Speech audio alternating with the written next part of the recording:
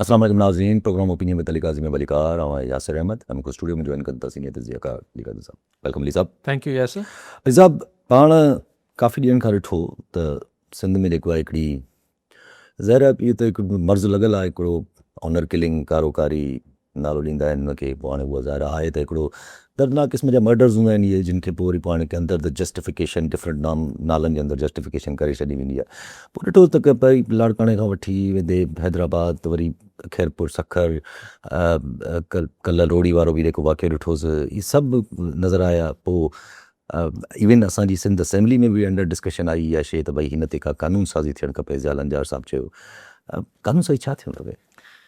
ॾिसो, ही जेके तकलीफ़दाक वाक़ियात पाण ॾिसूं था, तमामु अज़ियतनाक क़िस्म जा, ऐं पोइ हीउ जेको सो कॉल्ड गैरत जे नाले ते हीउ सभु कुझु थिए थो। हाला वारो पाण ॾिठोसीं, ऐं कल्ह ही रोड़ी वारा बि जेके मारे आया त पोइ मूं ॾिठो पिए त हू इंटरव्यू में चवनि पिया असीं नक मथे थी वियो आहे। हीउ जेको जहालत जो हिकिड़ो कॉन्सेप्ट आहे, त कल्ह सिंध असेंबली में जेको एटलीस्ट इहो ट्रेजरी बेंचिस बि ऐं अपोज़िशन ॿिन्ही में इतफ़ाक़ हो त इन ते का कानून साज़ी थियणु खपे। मुंहिंजे ख़्याल में पहिरीं कानून साज़ी त इहा थियणु खपे त हिन जो फ़रियादी माइट न हुजनि। ही रियासत सरकार पाण हुनजी मदियत में केस दाख़िल थियणु खपे। पोइ ॾिसूं घणनि खे गलत अचे थी, छाकाणि त हिननि खे ख़बर हुजे थी मारींदड़नि खे त अॼु असीं मारींदासीं, असां छपर वटे जेको घुमंदासीं बि, ऐं पोइ सुभाणे हिकिड़ो निजी क़िस्म जो किसो थींदो, ऐं पोइ चवंदा ठीकु आहे बाबा हाणे ही मामिलो बसि असां माफ़ु कयो, खून बहा थी वेंदो।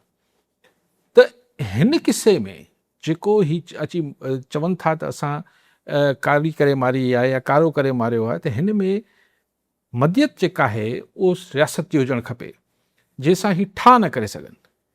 त तव्हां ॾिसंदो त अहिड़ो को कानून ठही वञे त आउं सम्झां थो त 80% ही जेको धंधो आहे इहो बंदि थी वञे। हाणे वीचारी ॿारड़ी साहिब जेको जीअं हुनजी फुटेजिस ॾिठियूंसीं, इहो जेको रोड़ी जे भरिसां थियो आहे कल्ह जो ॾींहुं वाक़ियो, हिन खां अॻु ही कोर्ट में वई भॻी आहे, हिन पंहिंजी लाइफ जी बचा लाइ हिकिड़ी दर्दनाक हिकिड़ी स्टोरी आहे त ही छोकिरी भॻी आहे बचंदे झंगनि में जबलनि में, मतिलबु शी ट्राइड हर लेवल बेस्ट, ऐं कंहिं सूरत वञी थाणे ते पहुती आहे। पोइ पुलिस छा प्रोटेक्शन कई, पोइ कोर्ट मां फाइनली हुनजो पीउ वञी हुनजा पटका वटका रखिया आहिनि, ऐं पोइ हिन छोकिरी चयो त ठीकु आहे पंहिंजे पीउ सां वञा थी, हिनजी बेइज़ती नथी करायां, जेका एज़ बीन रिपोर्टेड। ऐं हुन खां पोइ 10 ॾींहंनि खां पोइ मुड़ुसु ऐं मामे जेको आहे उहो मुड़ुसु माण्हू थी, ऐं हू चए थो मुंहिंजो नक मथे थी वियो आहे, अलाए नक छा होसि ऐं कीअं मथे थी वियो। हाणे जॾहिं जेल वेंदो ऐं सुपरडेंट जा जेको आहिनि पादर खाईंदो, ऐं हुते जेको आहे उहो मुशक़ती थी ॿियनि वॾे ॾोहारियुनि जा जेका नौकर थी रहंदो, त उते नक हेठि कोन थींदसि। बाक़ी हिकिड़ी लाच, ॾिसो क्वेश्चन इहो आहे, शहरनि में दुनिया में थींदो आहे, ॿई शयूं थींदियूं आहिनि, त तव्हां हिकिड़ी ज़ाल मुड़ुस में कंहिं महिल हिकिड़ो इख़्तिलाफ़ थी पवंदो आहे, पोइ ठीकु आहे बाबा रस्ता जुदा कबा आहिनि न। क़तल करण जो कंहिं हक़ ॾिनो आहे? गैरत मतिलबु कंहिं बि नाले में तव्हां क़तल कीअं था करे सघो? हीअ त कोई जस्टिफिकेशन ई न आहे न। तव्हां सम्झो था त अगरि को बि अडल्ट्री मुड़ुसु, अच्छा पोइ असां ही अगरि मिसाल किरदार जी ॻाल्हि अचे थी त मर्दनि जो किरदारु ग़लति नथो हुजे छा? पोइ केतिरा मायूं पंहिंजे मर्दनि खे केतिरनि खे क़तल कनि थियूं? गैरत रुगो मर्दनि खे छो थी अचे, औरतुनि खे ईंदी हूंदी न। त हुनजो मुड़ुसु जेको आहे या भाउ या पीउ या पुटु कुझु ॿियो कमु करे पियो, सो ही हिकिड़ी फरसूदा क़िस्म जी हिकिड़ी बिदत आहे जेका असांजे समाज में आहे, ऐं हुन ते पोइ थिए इहो ई थो। बाद में वञी हिकिड़ा घर में ख़ानगी फ़ैसिला थियनि था, चवंदा बाबा ठीकु आहे हाणे तूं मुंहिंजो भाइटियो आहीं, तुंहिंजो भाउ आहीं, तूं फलाणे आहीं, पाण में घणे भाङे मिट माइट हूंदा था। कारोकारी जो इल्ज़ाम हणी माण्हू पंहिंजा कर्ज़ छॾाए वञनि था, ॿियनि जी प्रॉपर्टियुनि ते कब्ज़ा करे वञनि था।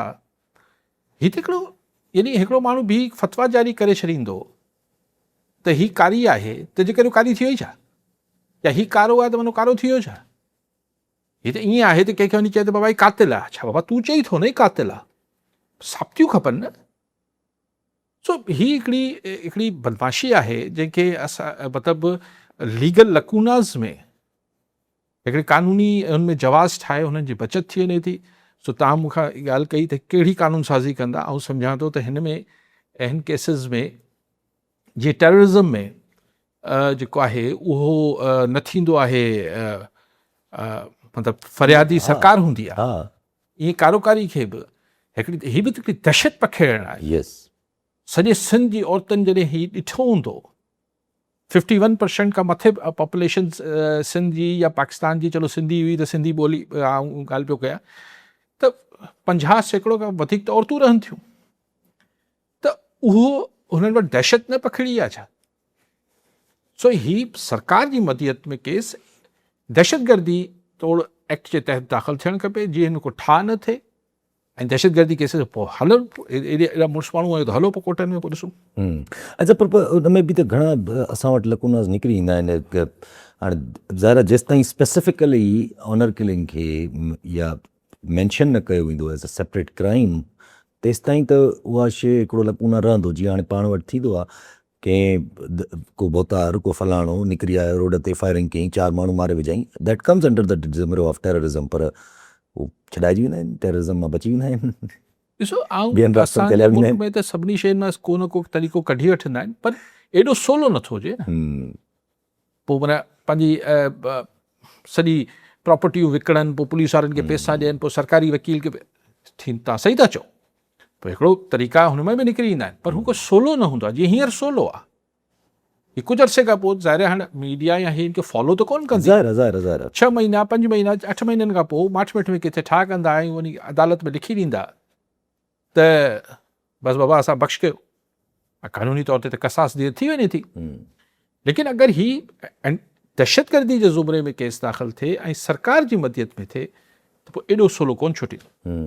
पर सभु ज़ाहिर छुटंदो त एॾो जल्दी कोन, पर वुड दैट हीअ जेका शइ आहे माना हिकिड़ो जेको अलॻि सां जीअं मां चयो त भई हिकिड़ो अलॻि सां आहे त मर्डर न, पर हिकिड़ी शइ आहे हुनखे अलॻि सां डिफरेंट तरीक़े सां प्रेज़ेंट कयो था, कारी मतिलबु वॉट इज़ दैट? अगरि ॾिठो वञे त उहो त मतिलबु हिकिड़ो अगरि कंहिंजो कंहिंसां को अफेयर कंहिंसां को छा, त पोइ त हिकिड़ो जनरल हिकिड़ो आहे क्राइम अंडर द प्रिटेंस के पाकिस्तानी कानून जे अंदरि, पर कारो चाहे कारी चाहे, हीअ अगरि ईअं इहो त उहो त पाण नथा मञूं, उहो त सम्झ में आहे, उते त 100 दफ़ा, पर ॻाल्हि इहा आहे त हिन खे आख़िर कंहिं बि नाले में हीउ जेको थिए थो, हिन खे के नॉर्मल मर्डर में न इंक्लूड कयो वञे, थोरो हिनखे हिन खे एंटी टेररिस्ट कयो वञे। ऐं वरी चवां थो त मदियत जेका फरियादी जेको आहे उहो हुनजा छोकिरी जा या छोकिरे जा माइट न हुजणु खपनि, पुलिस हुजणु खपे। कारोकारी त ॾिसो न, हीअ असां वटि अगेन हिकिड़ी हू आहे न, छा चवंदा आहिनि, प्रिजुडिस आहे, हिकिड़ो माइंड सेट आहे त कारो रंग जेको आहे उहो बुरो आहे। अलाए छो हीअ जे अमेरिका में बि त हीअ जेको सॼो यूरोप में हीअ सॼो जेको आहे, तंहिंजे करे अगरि हू केरु बदकिरदार आहे, छोकिरो छोकिरी, त उनखे कारो छो था चओ, अछो छो नथा चओ? पोइ चवंदा आहिनि न अछो थी वई, पोइ अलाए छा हूंदो आहे हिननि में हिकिड़ा पूरा, उहो त हिकिड़ी अलॻि माइंड सेट आहे, उहो त सॼी दुनिया में आहे, उहो हिकिड़ो इन करे हिनखे कारोकारी शायदि इन करे चवंदा आहिनि। लेकिन बेसिकली हीअ जेको सो कॉल्ड ऑनर किलिंग आहे, उहो ईअं न ट्रीट थियणु खपे नॉर्मल क्राइम वांगुरु। पर सिंध में अंदरि इहा शइ बि त ज़रा जनरली किथां आई न, इहो त असां वरी डिघी डिस्कशन आहे न त सिंध में किथां आई, पोइ बलूचिस्तान वारे पासे खां आई, पोइ किथां आई, लेकिन आहे। हाणे असां त जॾहिं खां होश संभालियो आहे त इहे सभु किसा ॿुधूं था, and very unfortunate, very unfortunate. ऐं को हुनजो उहो नथो थिए, का हुनजी उहो नथी थिए। असां वटि बेसिकली हीउ जेको जिन्स जो मामिलो आहे, जेंडर जो इशू आहे, हिन ते असां वटि हिकिड़ा माइंड सेट्स आहिनि। इवन मतिलबु साफ़ी बि चवनि था त फलाणे जिम में जेको आहे उहो छोकिरनि जो ई थिए, लेकिन हीअ तव्हां अॼु ॾिठो, हीअ शीमा किरमानी वारा ही हाणे चवनि पियो त असां मदर्स डे लाइ प्रेस कॉन्फ्रेंस करणु वञनि पियूं, शीमा किरमानी साहिब उन इल्ज़ाम लोगो न औरत मार्च लाइ करणु वञनि पियूं, पर इल्ज़ाम उहो बि कीअं, ॻाल्हि इहा आहे त प्रेस कॉन्फ्रेंस करणु वञनि पियूं न, ऐलान जंग त कोन पियूं करणु वञनि। या अगरि तव्हां सम्झो था त हीउ मार्च जेको आहे उहो को मर्दानगी खे चैलेंज करण लाइ आहे ऐं मर्दनि जो समाज आहे, त पोइ जॾहिं मार्च कनि त ॿुधो न, प्रेस कॉन्फ्रेंस में न करणु ईंदो छा? सुभाणे चवंदो औरतुनि खे त औरतूं पंहिंजे हक़नि लाइ बि न ॻाल्हाइनि छा? असां जहिड़ा माण्हू जेके चवंदा त औरतुनि खे हक़ मिलणु खपेनि उन्हनि खे बि चवंदा त न ॻाल्हायो। त माना पोइ रियासत जॾहिं हिन टैबूस खे ऐं हीअ जेके हिकिड़ा दबाव आहे मुख़्तलिफ़ कंज़र्वेटिव या फंडामेंटलिस्ट या जेको बि चओ था हुननि जे दबाव खे माना क़बूल थी करे न। जॾहिं अहिड़ा कमु करे थी, शीमा किरवानी जी प्रेस कॉन्फ्रेंस कहिड़ी जेका आहे उहो आसमान किरी पिया। शुक्र ज़िया लंझार पोइ नोटिस वरितो उनखे छॾायो, पर इहो थियो छो? इन ते मां अचां पियो त काफ़ी टाइम खां सिंध गवर्नमेंट जो रवैयो इहो ई आहे, पहिरियां बधंदी आहे पोइ माफ़ी वठंदी आहे पोइ छॾाईंदी आहे, काफ़ी टाइम खां इहो ई आहे। वो शायदि किथां प्रेशर हूंदो आहे त भई फ़िलहाल त न कर। प्रेस कॉन्फ्रेंस शीमा किरवानी जी प्रेस कॉन्फ्रेंस खे त एतिरी कवरेज न मिले आहे जेतिरी हुनखे गिरफ़्तार करे तव्हां हिकिड़ो इवेंट ठाहे छॾियो आहे। यस यस, पर सभु इहो एटीट्यूड बि त आहे न हिकिड़े क़िस्म जो, प्रेशर हुजे न हुजे, पर काफ़ी न काफ़ी इहो एटीट्यूड हिकिड़ो जनरली सम्झो वञे त इहो रेज़िस्टेंस बाय द स्टेट अवाम खे त इहो ई महसूसु थींदो त यार सुभाणे मां बि निकिरां त ईअं ई मां ॿधिजी वेंदुमि, सभिनी खे महसूसु थो, भले बाद में छॾाइजी वञे, पर फ़िलहाल त माना उहा शइ उते ई हिकिड़े ॼण बर्दाश्त न आहे सफ़ा।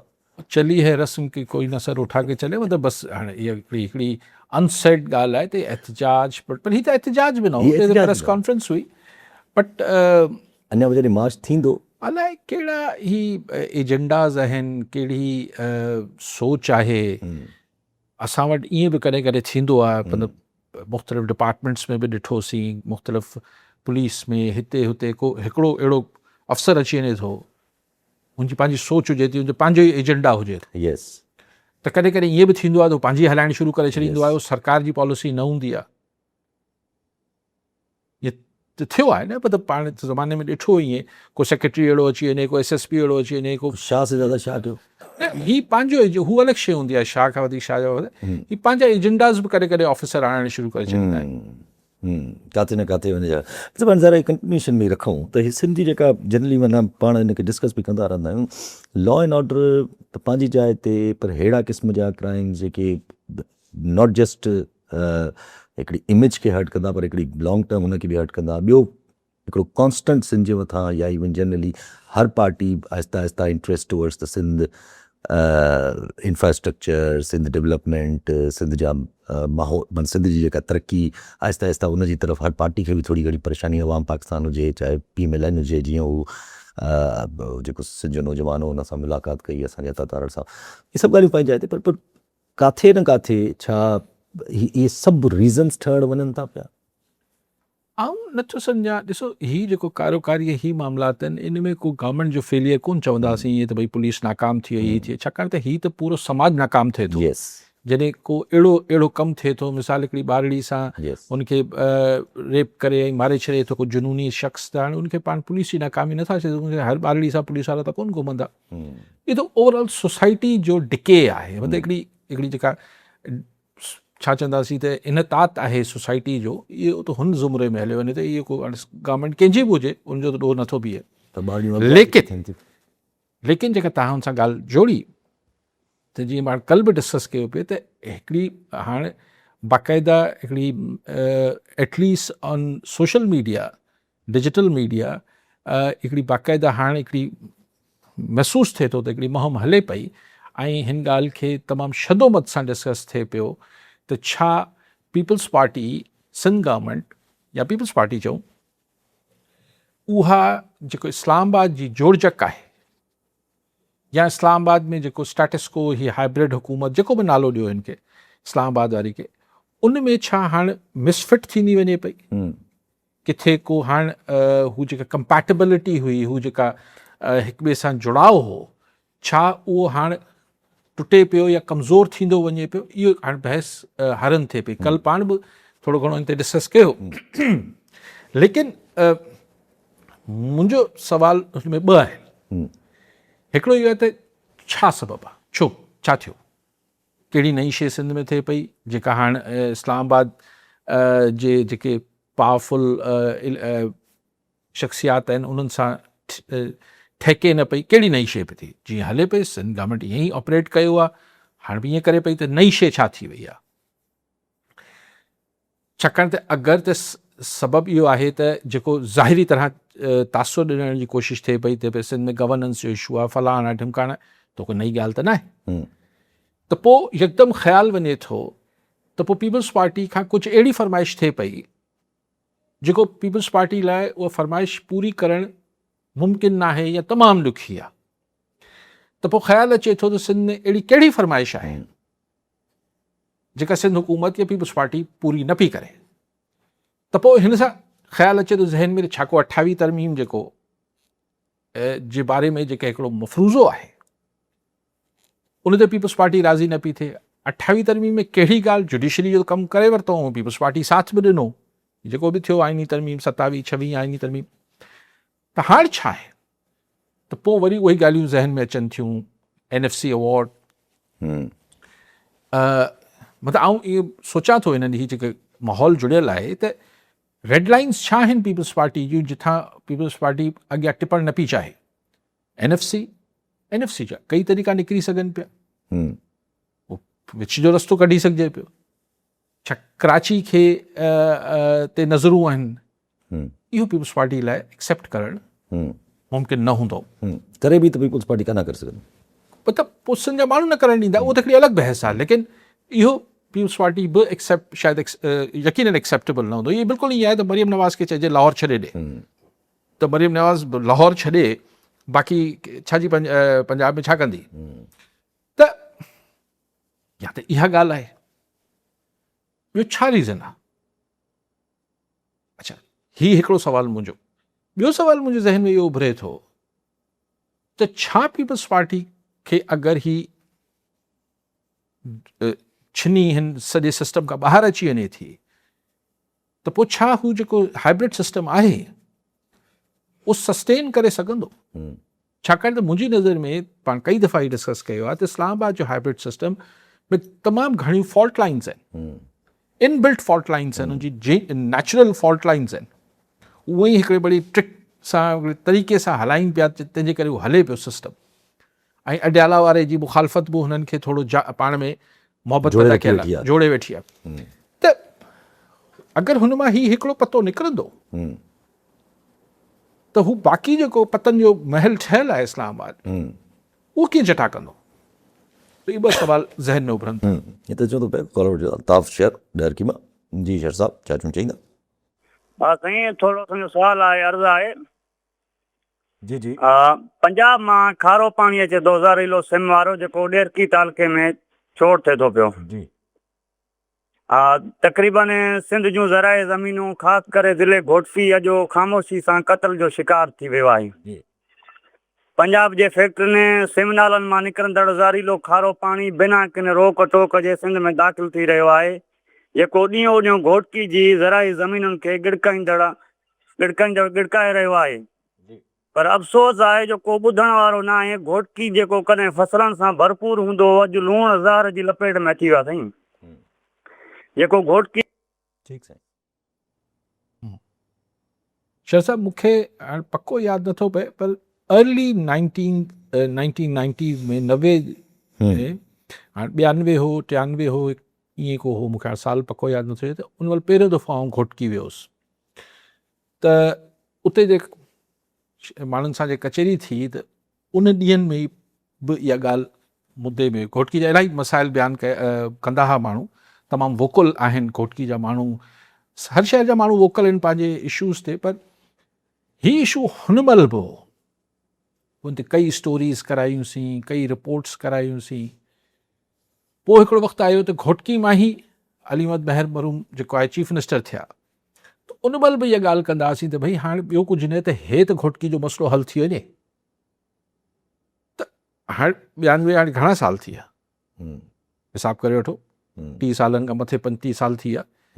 अॼु बि घोटकी मां कॉल करे, साईं शेर साहब जो नालो आहे छा, त अल्ताफ शेर जेको आहिनि, उहो जेको ॻाल्हि मूंखे ज़ाहिर मुंहिंजे वञण खां पहिरीं बि उहो मसइलो त हीउ सॼो सिम नालनि जो, उन्हनि जी फैक्ट्रियुनि जो, हिन पंजाब वारे साइड खां ज़हरीलो पाणी अचे थो, हुनजी न का ट्रीटमेंट आहे, न को पुछाणो आहे, ऐं माण्हू बेवसी सां पंहिंजी ज़मीन ऐं कलराटी सिम जे वर चढ़ंदे ॾिसनि था। They can't do anything. Caller Saeed Ahmed Khaskheli दौड़ मां जी ख़ासकली साहब छा चवणु चाहींदा। जी, मुंहिंजो काई साहब खां सुवालु आहे त तालीमी इदारनि जे अंदरि जेको फ़हमीदा लिगारी जो मसइलो आहे, जीअं हाणे ताज़ो ई ॼाम चोरो मेरठ यूनिवर्सिटी में असिस्टेंट प्रोफेसर काशी वाबड़ो पारां सोब कातिली खे जेको आहे सो हिरासत कयो वियो आहे।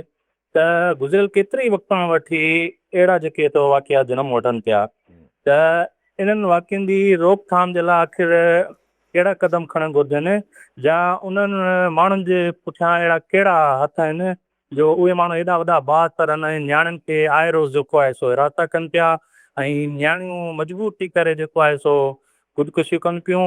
हीअ छोकिरी जेको आहे सो हिकिड़ी बाहिमत छोकिरी हुई, सो बि उन जेको आहे सो हिमतदारी आहे। त छा मुस्तक़बिल में ॿियूं बि छोकिरियूं एतिरी हिमतदारी ॾियूं, या फ़हमीदा लिगारी जहिड़ा ॾींहं ॾिसणा पवंदा असांखे इन्हनि। ठीकु आहे, ॿियो बि कॉल आहिनि। मीर एजाज़ टालपुर टंडो जाम वञो जी। टालपुर साहब छा चवणु चाहींदा? अरे तव्हांखे काइद साहिब खे सलाम हुजे। मुंहिंजा ॿ सुवाल आहिनि। हिकिड़ो सुवाल त हीअं काइद साहिब जेको कमेंट तबसरो कयो, पीपल पार्टी खां सवाइ सस्टेन कोन करे सघंदो ई हाइब्रिड निज़ाम। असांखे हाइब्रिड निज़ाम जी नून लीग ऐं पीपल पार्टी जी ताक़त ते ॾिठो कोन आहे।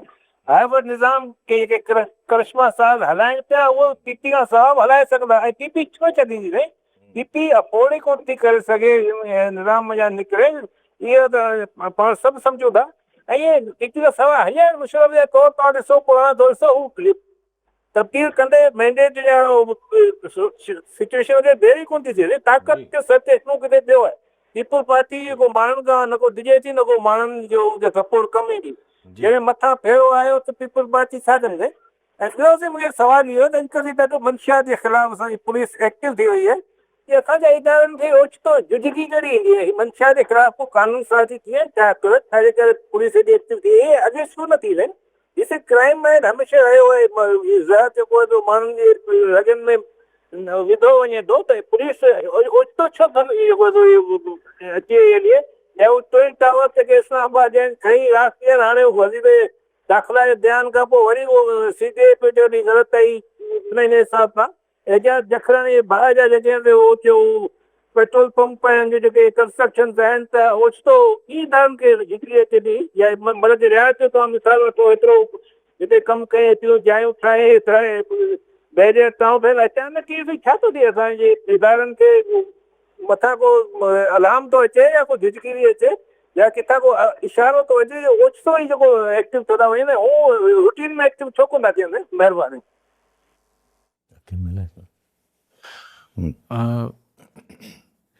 साईं पहिरीं फ़ोन कयो बसि ख़ासि साहब ख़ासकेली साहिबु चयूं त फ़हमीदा लगारी वांगुरु हीअ जेका ॿारड़ी नंढड़ी जेका सोब हिन शायदि बहरान यूनिवर्सिटी में कीअं थियो इल्ज़ाम? आउं ख़ासकेली साहिबु ईअं सम्झां थो त इल्ज़ाम त हाणे जांच थियणु खपे। इल्ज़ाम दुरुस्त आहे, इल्ज़ाम दुरुस्त न आहे, इहा त कई ज़ाहिर आउं नथो फ़तवा जारी करे सघां। लेकिन मूंखे ख़ुशी आहे, तव्हां चई विया इहा ॻाल्हि, पर आउं इहो ई चवण वारो हुउसि त मूंखे ख़ुशी इहा ॾिसी करे थी त सोब जेको आहे, नंढड़ी जेका आहे, उनसां ज़्यादती थी, हुन ॻाल्हायो। ॾिसो हाणे उहो इल्ज़ाम साबित थिए थो नथो थिए, हिकिड़ी अलॻि बहस आहे। ख़ुदकशी मसइले जो हल न आहे। छो नियाणियूं ख़ुदकशी कनि? हिकिड़े माण्हू सां को बि अगरि मुबैना तौर ते को बि टीचर आहे, को यूनिवर्सिटी जो क्लर्क आहे, को डीन आहे, को प्रोफेसर आहे, एक्स आहे, वाई आहे, या पाड़े जो को गुंडो आहे, हुनमें नियाणी खे घबराइण जी ऐं शर्मिंदा थियण जी कहिड़ी ॻाल्हि आहे? हुनजो ॾोह थोरी आहे अगरि हुन सां हू जेको आहे हरास करे पियो हुनखे। या असांजी ॿारड़ियूं छो ईअं सोचनि थियूं त पोइ असां ते इल्ज़ाम लॻंदो, असां या माइट ईअं छो था सोचनि त असांजी ॿारड़ी साम्हूं ईंदी पोइ बदनाम थी वेंदी? बदनाम छो थी वेंदी? हुन को ॾोह थोरी कयो आहे। हीअ त ईअं आहे त हिकिड़े छोकिरे खे को धकु हणी वञे त माइटुनि खे वञी हुन धकु हणंदड़ जे ख़िलाफ़ु FIR न कटींदा, असांजो छोकिरो बदनाम थींदो। छो बदनाम थींदो? हू त विक्टिम आहे, हू त मुतासिर आहे। त ईअं ई नियाणी खे अगरि को हरास करे पियो, हरासमेंट आहे, हरासा करे पियो, त हू त विक्टिम आहे। त बिल्कुलु ही मूंखे ख़बर न आहे, हू वीचारी जेका गुज़ारे वई फ़हमीदा लगारी जेकी वीचारी नियाणी हुई। पर आउं ख़ुदकशी इज़ नॉट द आंसर। ऐं माइटनि खे बि हिमताइणु खपे पंहिंजी नियाणियुनि खे, त हुननि सां अगरि को बि अहिड़ी बदतमीज़ी करण जी कोशिशि करे त हू अची माइटनि खे ॿुधाइनि। माइट विक्टिम आहिनि, हू छो त शर्मिंदो थियनि या फिका थियनि या लवाइनि त सही असां कीअं कंदासीं, नियाणी ॿार आहे। पोइ अड़े हुनसां बदमाशी केरु कंदो त उनखे छो न माण्हू वाइको करे ऐं एक्सपोज़ करे, ऐं नियाणियुनि खे बि घुरिजे। मीर साहिबु चवनि था त हिन सिस्टम सां पीपुल्स पार्टी हिली के- वेंदी। ॾिसो ॿई आर्ग्यूमेंट थी सघनि था। मीर साहिबु तव्हांजो आर्ग्यूमेंट बि मूं त सवाल खुलियल छॾियो त छा हली सघंदो, तव्हां चओ था हली सघंदो, लेकिन आउं इहे सम्झां थो त जेके ही जिन्हनि सिस्टम्स जा इक़्तिदारी सिरिश्ते जा खंबा बुनियादूं मज़बूत न हूंदियूं आहिनि न साईं, हू हिकिड़ो फसाड हूंदो आहे जेको ईअं बीठल हूंदो आहे। उन वक़्तु का शइ चुरंदी आहे त सॼी केमिस्ट्रीज़ ऐं सॼी जेका हुनजी जोड़ जक जो जेको फॉर्मूलो आहे उहो डिस्टर्ब थी वेंदो आहे। ईअं न आहे त पीपल्स पार्टी को निकिरंदी त को लखे माण्हू जेके आहिनि रोडनि ते इस्लामाबाद हलिया वेंदा आहिनि, ईअं न थींदो। आउं एग्री कयां पियो, लेकिन सिस्टम्स डीरेल थियणु शुरू थी वञनि था, ऐं जेको माण्हू ठाहींदो आहे उहो ई मिसाल ज़ियाउलक मोहम्मद ख़ान जोड़े जो मरूम कहिड़ो जेको को मक़बूल तरीन मरूम अला मग़फ़िरत करेनि, कहिड़ो को ईअं त न हो, न हुनजो ई ठाहियल वज़ीर आज़म हो। पोइ जॾहिं पंहिंजे सिस्टम खे पाण टोड़ियो ज़ियाउलक कमज़ोर थी वियो। आउं नथो चवां उहो त ख़ैर पोइ जहाज़ में ई उॾामी वियो, बट इहे तव्हां पूरी हिस्ट्री खणी ॾिसो, जॾहिं तव्हां सिस्टम में पंहिंजे ई ठहियल सिस्टम में अमेरिका हेठि मथे कंदा आहियो, पंहिंजे ई सिस्टम खे जॾहिं तव्हां टोड़ींदा आहियो त उहो सिस्टम जेको आहे पंहिंजी अञा हुनजी बुनियादियूं कमज़ोर थी वेंदियूं आहिनि। हाणे जो मतिलबु इहो न हूंदो।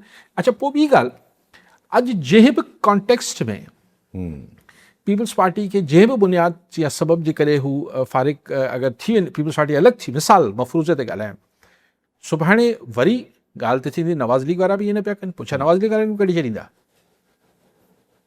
ऐं हींअर नवाज़ लीग खे हिकिड़ो ॾंढ त आहे न त हिकिड़ी कन्वेंशनल पार्टी, पुराणी पार्टी, नवाज़ लीग खां बि पुराणी पार्टी पीपल्स पार्टी हिन जो हिसो आहे।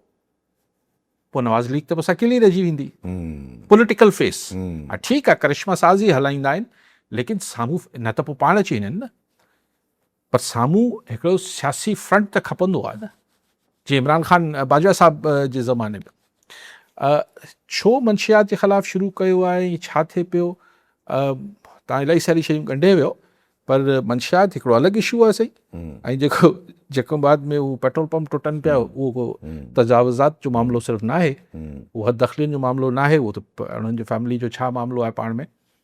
लेकिन मंशियात जे ख़िलाफ़ु छो बि थिए पियो, शायदि इहो मीर साहब पुछणु चाहिनि पिया, सही मंशियात जे ख़िलाफ़ु छाजे करे बि थिए पियो, को बि कारण आहे, आउं त भली कार चवंदुसि, बिस्मिल्लाह कयो, ख़तमु कयो, फॉर एनी रीज़न ख़तमु थियणु खपे। थिए थो नथो थिए, अलॻि बहस आहे। हा, या कॉस्मेटिक आहे, इहो त हाणे वक़्त सां गॾु अची ख़बर पइजी वेंदी त इहो करणु छा चाहियो बेसिकली।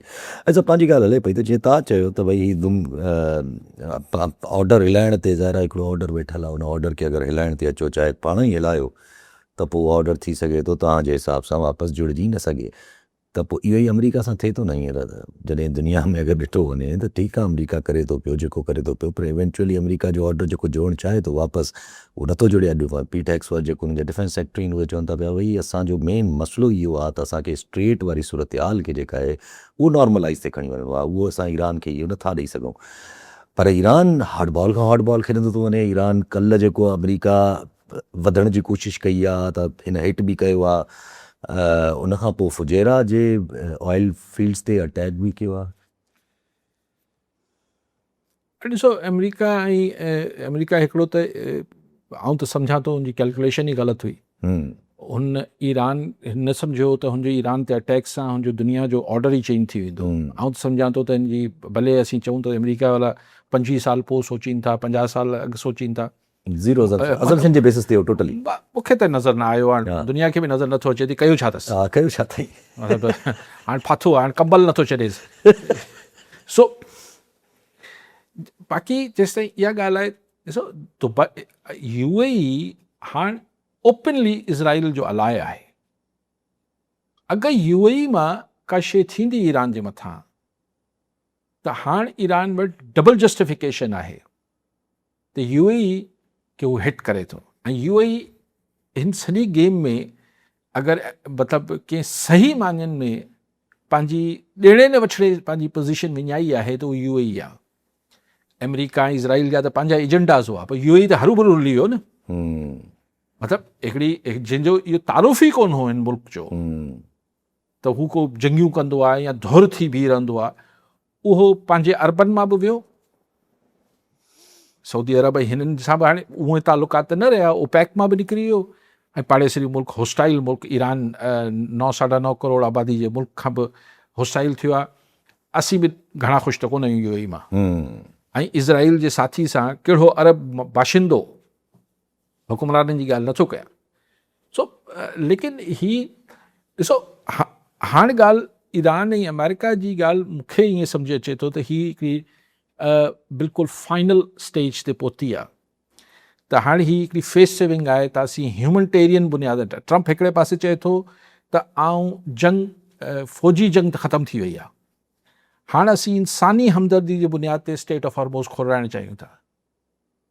ईरान बि इहो मना त नथो करे त स्टेट ऑफ हॉर्मोज़ न खोलिजे, वो चए तो तव्हां हटी वञो, मां खोले छॾियां। ठीकु आहे। हाणे इहा हिकिड़ी हिकिड़ी आख़िर जी होशियारी कनि पिया ॿई, ऐं हिन खां पोइ हिते को बि एक्सीडेंट थी सघे थो, यस, को बि एक्सीडेंट थी सघे थो। मतिलबु ईरानी को पासदारान वञी अमेरिकी कंहिं शिप खे हमिलो करे छॾीनि त पोइ ज़ाहिर हू एक्ट ऑफ वॉर थी वेंदो ऐं उन खां पोइ हू बम्बारीमेंट शुरू करे छॾे थो। लेकिन इट्स नाउ मतिलबु पाण खे केॾीमहिल बि आउं सम्झां थो त ख़बर मिलणु खपे त भई मामलात को हिकिड़े पासे थिया आहिनि या स्टेट ऑफ हॉर्मोज़ खुली वियो आहे। बिकॉज दुनिया, ऐं वरी चाहियां थो, ही जंग आम तरह ॿिनि मुल्कनि में जंगियूं थींदियूं आहिनि ऐं ॿ मुल्क मुतासिर थींदा आहिनि। हिते सॼी दुनिया मुतासिर थिए पई, इहो ड्रामो केसि ताईं हली सघे थो। पर पोइ ईरान जेको मैकेनिज़म जी ॻाल्हि करे थो पियो, इहो हली सघंदो? ऐं नथो सघे, इहो बि न सघंदो। न, हीउ जेको ईरान चाहे थो त हुनखे उहो टोल हणे, ज़ाहिर आहे न हू हार्ड बॉल खेॾे पियो न ईरान बि। अमेरिका मथां अचे थो त हीउ उनखां मथां अचे थो। आख़िर में स्टेट ऑफ हॉर्मोज़ खे उअं ई रहणो आहे जीअं हो, लेकिन पोइ अमेरिका सिर्फ़ु चाहे थो त इहो हू वरी हाम हणे त मां स्टेट ऑफ हॉर्मोज़ खोलाए छॾी, बसि मूं फतह थी वई मुंहिंजी। ईरान चाहे थो ॾिठो मूं स्टेट ऑफ हॉर्मोज़ बचाए वरितो, हाणे पंहिंजे कंट्रोल में रखियो, पंहिंजे कंट्रोल में रखियो आहे। टोल वोल दुनिया न वठणु ॾींदी। बाक़ी अॻिते हली ज़ाहिर हाणे पोइ कुझु थिएसि न थिए, कुझु थिएसि न थिए।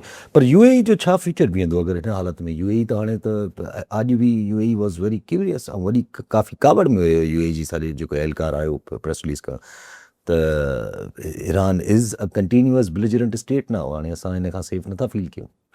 न कयो ज़ाहिर तव्हां इज़राइल जा, हाणे जीअं इज़राइल खे ईरान मां ख़तरो रहे थो, हाणे UAE खे रहंदो, इहो त बिल्कुलु सम्झो अचण वारी ॻाल्हि। लेकिन UAE खे हर हासिल छा थियो? हुन पंहिंजी सॼी इमेज तबाह करे छॾी, हुन पंहिंजी इकॉनमी तबाह करे छॾी, ऐं एॾो को सघारो मुल्क कोन्हे ही। ठीकु आहे, इज़राइली टेक्नोलॉजी, फ़ौजी मदद, ही सभ सां, बट ॿिए जे पाड़े में रही करे ॿाहिरां मदद वठणु वेठो अरबन ऐं ईरानियुनि जे पाड़े में आहे, इज़राइल जी मदद ते करे वठे। अॼु ट्रम्प क्लियरली तस्लीम करे थो पियो त असां अमरीकन हथियार मोकिलिया हुया, ईरानी रेवोल्यूशनिस्ट जेके उते माना कनि पिया उन्हनि खे हथियार न मिली सघिया, पर हाणे ॿिया हथियार मोकिलिया आहिनि जेके अनक़रीब मिली वेंदा। ॾिसो, ही त अजीब ॻाल्हियूं कहे। हिकिड़ो पहिरीं कुझु 10-15-20 ॾींहं पहिरीं बयानु ॾिनो ट्रम्प त मूं हथियार मोकिलिया, विच में कुर्द खाई विया, विच में कुर्द खाई विया। माना मूंखे एॾो मासूम लॻो ट्रम्प, त यार अमेरिका सां अहिड़ी जुठ बि थी सघे थी छा? उहो बि कुर्द जेके आहिनि 2,000-5,000 माण्हू, उहो हिन खे टोपी पाराए विया आहिनि ट्रम्प खे, हिन खां हथियार वठी चई त अलाए गुम थी विया विच में। सो अॼु वरी चए, अच्छा पोइ ॿी ॻाल्हि, तव्हां हिकिड़े मुल्क में बग़ावत पखाइण लाइ, यानी तव्हां, यानी अमेरिका जेको मुंहुं ॾिसण जहिड़ो ही न छॾींदो ट्रम्प। ऐं तंहिंजे करे ही जेको लेटेस्ट सर्वे थियो आहे, मुंहिंजे ख़्याल 59 तक़रीबन 60% अमेरिकी चवनि था त ज़हनी तौर ते ट्रम्प जेको आहे उहो अनफिट आहे टू बी प्रेसिडेंट। हाणे सर्वे इहो थियो आहे, त छा तव्हां सम्झो था, सवाल इहो त छा सम्झो था त ज़हनी तरह ही हिकिड़ो मतिलबु सेहतमंद आहे, फिट आहे सदर थियण लाइ? त 59 60% माण्हू चयो त न, फिट ई न आहे।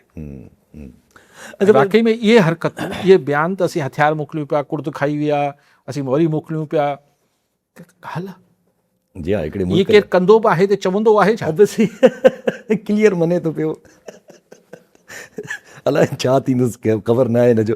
वैसे हाणे ज़ाहिर आहे त हिकिड़ो कॉमन अज़म्पशन आहे हिन वक़्तु त ज़ाहिर आहे हिकिड़ो दुनिया में हिन वक़्तु क्लियर आहे त अमेरिका जी हिननि हरकतुनि जी वजह सां सिक्योरिटी स्ट्रक्चर्स हलनि था पिया दुनिया में, जेके पुराणा सिक्योरिटी स्ट्रक्चर्स हुया, डिफरेंसिस नया क्रिएट थियनि था, पुराणा मिटिगेट थियनि था, ख़तमु थियनि था। कतर सऊदीया जो डिफरेंस ख़तमु थो थिए, टर्की ईरान सऊदीया जो हल्का फुल्का थी सघे थो डिफरेंसिस ख़तमु थियनि, त इहे सभु कुझु वधे थो पियो। ज़ाहिर इहे सिक्योरिटी स्ट्रक्चर्स जा हिन पावर स्ट्रक्चर जा असां वटि बि ईंदा त आहिनि। को हाणे कॾहिं कॾहिं डिफरेंट सूरत हाल अची वेंदी आहे, कॾहिं डिफरेंट सूरत हाल अची वेंदी आहे। हिन दफ़े उहो जेका हिन वक़्तु माहौल फील थिए थो त उहो PTI वारा चवनि था भई असांजा 200 माण्हू जेके आहिनि उहो असांजा जेके आहिनि 50-60 माण्हू जेके नाइल थियण वञनि था पिया।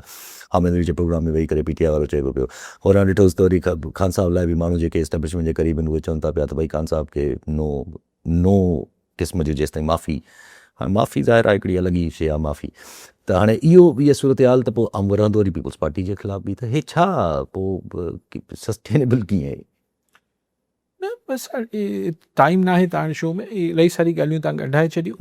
बेसिकली ॻाल्हि इहा आहे त असां वटि डायरेक्शन जी त खोट रही आहे न, पोइ असीं छाकाणि त असां वटि डायरेक्शन न हूंदी आहे त पोइ असीं पंहिंजी फेलियर्स खे या जेका शइ असीं अंडर अचीव करे रहिया हूंदा आहियूं या अचीव न करे सघिया रहिया हूंदा, पोइ असीं जवाज़ ॻोल्हींदा आहियूं, बहाना ॻोल्हींदा आहियूं, यासिर कमु सही न पियो करे, फलाणो से कैमरामैन सही पियो लॻे, हीअ सही न पियो करे, पोइ हिन खे हीअं करे छॾियूं था, हुनखे हू करे छॾियो, हिन सां कुझु बि न थींदो।